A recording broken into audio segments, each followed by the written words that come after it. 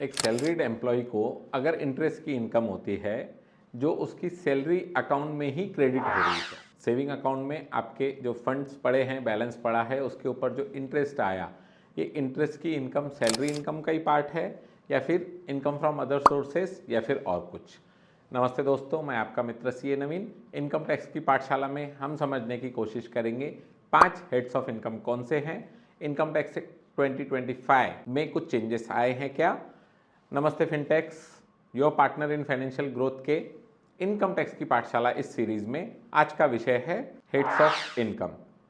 5 heads of income है जो हम इनकम को बाइफरकेट करते हैं इनकम टैक्स एक्ट के लिए। हर हेड्स ऑफ इनकम में कैलकुलेशन का प्रोसीजर अपना अपना है। इसके लिए हमको समझना जरूरी है कि हमारी इनकम कौन से इनकम टैक्स के हेड में टैक्सेबल होंगी। सबसे पहला आता है सैलरीज। नॉर्मली जो भी एम्प्लॉयमेंट में है उनको जो एम्प्लॉयर्स पर मंथ सैलरी देता है, इसके साथ में जो कुछ इंसेंटिव्स, बेनिफिट्स, पर्क विजिट्स मिलते हैं, ये सब बोनस भी उसके सैलरी के पार्ट में इनकम बोल के कंसिडर होते। सेकंड आता है हाउस प्रॉपर्टी इनकम।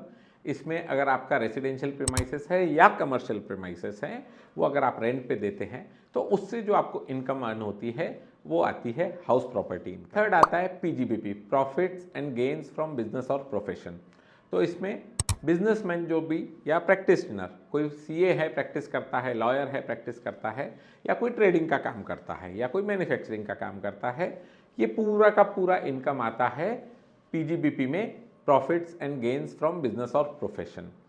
रेयरली कभी कभार हम ट्रेडिंग कर लेते हैं, शेयर्स नहीं कहेंगे, शॉर्ट टर्म कैपिटल गेन और लॉन्ग टर्म कैपिटल गेन में बाइफरकेट किया जाता है उसको, या फिर कोई प्रॉपर्टी लिया और बेचा।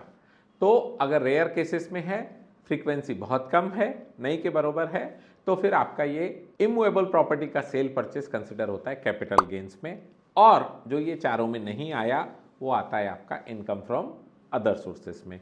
ऐसे 5 हेड्स में बाइफरकेट होती है इनकम टैक्स की, इनकम के सोर्सेस के हिसाब से, और उनके डिडक्शंस अकॉर्डिंगली कैलकुलेट होते हैं।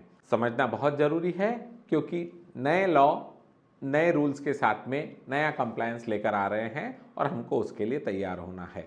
ऐसी और स्मार्ट फाइनेंस टैक्स टिप्स के लिए जुड़े रहिए। नमस्ते फिनटेक्स के साथ।